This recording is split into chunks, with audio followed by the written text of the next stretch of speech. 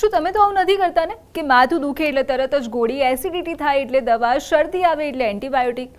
જો તમને પણ આમ દરેક નાની મોટી તકલીફ માટે દવા લેવાની આદત પડી ગઈ હોય તો સાવધાન રહેજો, કારણ કે તમારી આદત તમારા સ્વાસ્થ્ય માટે મોટું જોખમ બની શકે છે.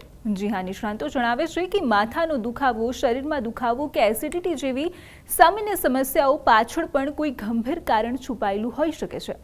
પરંતુ વારંવાર દવા લેવાથી લક્ષણો તો દબાઈ જાય છે, પરંતુ અસલી બીમારી પકડાતી નથી.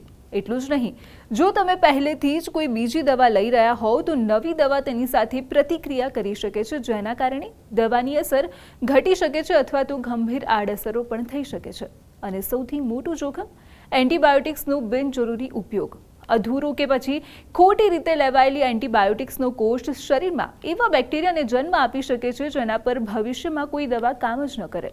તબીબી ભાષામાં તેને સુપર બગ કહેવામાં આવે છે. તેથી નિષ્ણાતોની સ્પષ્ટ સલાહ છે કે દરેક સમસ્યાનો ઉકેલ ગોળીમાં નથી. જો કોઈ તકલીફ વારંવાર થતી હોય, લાંબા સમય સુધી રહે અથવા તો ગંભીર લાગે તો સ્વ દવા નહીં પરંતુ ડૉક્ટરની સલાહ લેવી શ્રેષ્ઠ ઉપાય છે. કારણ કે લક્ષણોને દબાવવાથી નહીં પણ બીમારીના મૂળ કારણને ઓળખીને જ સાચું સ્વાસ્થ્ય મેળવી શકાય છે.